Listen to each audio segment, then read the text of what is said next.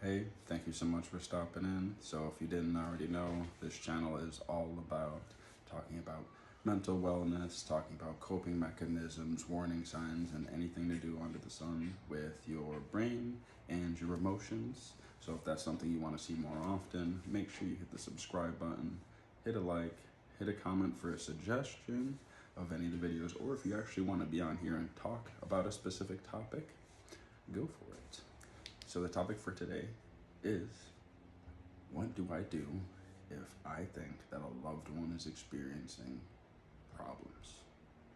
Now, this one's very important because you've come to the point where you're around either your significant other, family member, or friend, or maybe somebody you just see frequently and you notice something's off.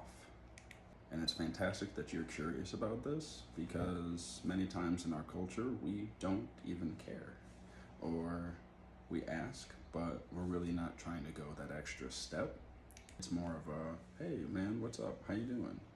Oh, not too great. Okay. Well, that old thing. So this is for the ones who actually care and do not know what to do. So, first of all, thank you so much for caring. People like you is what are going to make a difference in the world. And two, I will tell you all about it. So, first of all, kind of like the attitude we talked about jokingly before, people ask, but they really don't dive deep, and they just assume that after they ask, it won't be a conversation again. So, first of all, don't assume that it'll just go away or fix itself. If someone's been off and you are noticing it and you're researching, okay, what do I do next? If their behavior changes back to normal or close to normal, don't just be like, oh, they're fine. Usually that just means they've figured that no one cares, no one's gonna ask, and I might as well just pretend to go back to normal. So let them know that you notice.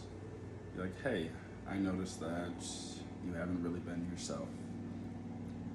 I really would love if you would talk to me, or if we need to find somebody that you can talk to, that would be great. I know you're usually chipper, upbeat, optimistic, and it just seems like lately, for, a period of time, that you just haven't been your normal self. So once you let them know that you notice that something's off, then this is when you reiterate that you care. Now, obviously, you noticing means that you care, but the verbalization of, hey, I care about you, and this is worrying me, really puts it in their mind and reminds them, hey, I'm not alone in this. And that is the start of making a large difference. Because if you truly think about it, let's just say you had all the money to make you happy, you had your dream job, you could travel, you can do anything you want in this world. What would you say the one thing would be missing? And that would be people that care. So when someone's dealing with depression, extreme anxiety, or a newfound mental illness, they may have people around them, but they do not feel like they actually have someone to connect to. This is where they feel truly alone. So now, when you've opened that door to being somebody to communicate with, you throw out there, after they've talked to you, or if they choose not to talk to you, you let them know, hey, would you like to figure out who you can talk to? Because in the end, as a friend, family member, loving peer, it is not your job to fix anyone. It is not your job to be a therapist. That's what they are here for. Your main job is to be present, show them that you care, and to show them that they're not alone. because looking for help can be one of the scariest things in the world, because this is also you coming to terms with there's something that's not right. So there are crisis lines that you can text, there are numbers that can be called, you can reach out to a local therapist, give them a call, and if it's you, the friend, family member, or loved one calling, you can say, hey, my so-and-so is not the same. They're seeming off, they're showing these signs, I would like to know if they could come meet with you or at least talk on the phone, get a consultation, because therapists are more than happy to do that because they know it is hard for the afflicted individual to reach out sometimes.